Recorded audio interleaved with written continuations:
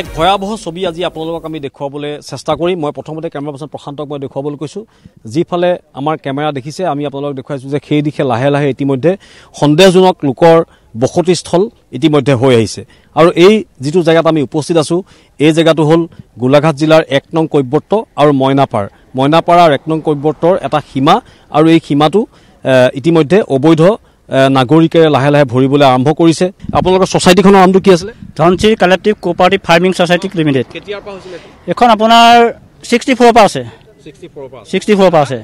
এতিয়া গোটেই আপোনালোকৰ এই 64 পৰা যিখন ফাৰ্ম আপোনালোকৰ আছে ইয়াত সকলো আপোনালোকৰ 35 ঘৰ কৃষকে খেতি বাতি কৰি খাই থাকে।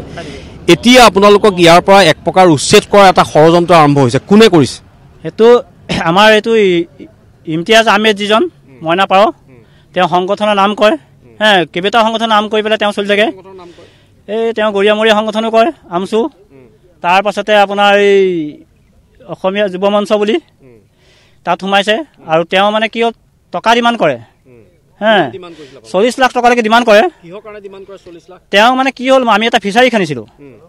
ফিচাৰী খনাটো এই পাৰে মীন বিভাগৰ এটা মানে ফিচাৰী খান্দিছিলোঁ। ফিচাৰীটো কিনাৰত তেওঁ অবৈধ মানুহ বহাব লাগে মানে আমি সেইটো কাৰণে তেওঁ দিগদাৰ হ'ল।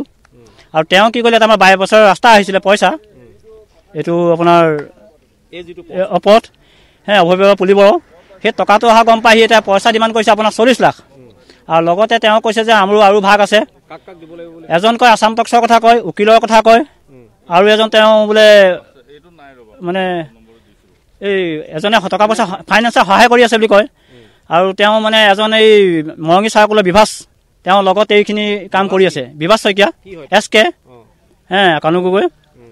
আৰু তেওঁ গোটেই কামটো তৈয়াৰ হতুৱাই এইবোৰ চৈতন্যবোৰ কাম কৰাই আছে বিভাজে। আৰু আপোনাৰ এই কিনাৰত এজন গাঁওবুঢ়া আছে তাক গোটেইখন আপুনি সেইখিনিৰ পৰা চাব পাৰে। সেই মানুহখিনিক মাটি বিকি বিকি আপোনাৰ চেছ কৰিলে। এইটো চব এইবোৰ আপোনাৰ অবৈধ হয় চব। তেওঁ মিয়া লাইন পাতিবৰ কাৰণে গোটেই লাগি থকাৰ কাৰণে আমি এতিয়া যদি ফিচাৰীটো খান্দি দিয়াৰ কাৰণে তেওঁ দিগদাৰ হ'ল। আৰু ফিচাৰীটোত মাছ ধৰিবলৈ মানুহ দুজন মানে লগাই দিয়ে আমি নথকাত। সেয়া ফটো আছে আপোনাৰ। আৰু টকা ডিমাণ্ড কৰা আপোনাৰ ফটো আছে। এতিয়া ফিচাৰীটো কিনাৰত এজন এইখন আপোনাৰ চফিকা বেগমৰ মাটি ছ'চাইটি মাটি 20 নং দাগত ম্যাদী হৈছে। তেওঁ ক'ৰ পৰা আহি 4-5 বছৰত ম্যাদী হ'ব পাৰে। আৰু আমি 60 বছৰ খাজনা দি থকা মাটিটোত আমাৰ ম্যাদী নহয়।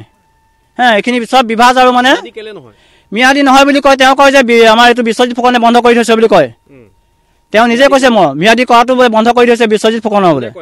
সেইটো বিভাস শইকীয়াই কয় আপোনাৰ মৰঙী চাৰ্কুলৰ SK তেওঁ কয়। আৰু এই মাটিটো কেনেকৈ ম্যাদী হ'ল আৰু আছে আপোনাৰ ধনচিৰি হাউদেৰ আৰু 3জন মানৰ মানুহৰ মাটি আছে। সেইখিনিও আমি কাগজে পত্ৰ আপোনালোকক দেখুৱাম। বৰ্তমান এইজনৰ আপুনি হাততে আছে সম্পাদক আছে। মই অকণমান এতিয়া কেনেকৈ আপোনালোকৰ সমস্যাটো সমাধান হ'ব, কোনে সমাধান কৰিব পাৰিব সেই কথাটো আপুনি চমুকে কওক। এতিয়া সমাধান কৰিবলৈ আমাৰ ৰাইজে সকলো আপোনালোকক অৱগত কৰিলে। আমাৰ এতিয়া আমি উপায়ুক্ত মহোদয়ৰ ওচৰত এবাৰ এখন আবেদন কৰিম। আৰু দ্বিতীয়তে আমি মুখ্যমন্ত্ৰী ডাঙৰীয়ালৈ আমি এটা কাটৰো অনুৰোধ কৰিম যে আমাক এই দুখীয়া পৰিয়ালখিনি যিখিনি কৃষি কৰ্ম কৰি পৰিয়াল নিৰ্ভৰ কৰি আছে তেখেতসকলক কিবা অলপ দিয়ক। তেতিয়া আমাৰ ৰাইজখিনি সমাধান হ'ব। আৰু নহ'লে পৰিয়ালখিনি না আচুক না গতি হ'ব। আৰু এই পৰিয়ালখিনি আজি ইমান বছৰে মাটিখিনি দখল কৰি ৰখাৰ কাৰণেই আজি বাহিৰগত মানুহ ইয়াত স্থিতি বহিব নোৱাৰিলে। আৰু এইখিনি সকলক বহুত ধন্যবাদ চৰকাৰে দিব লাগে।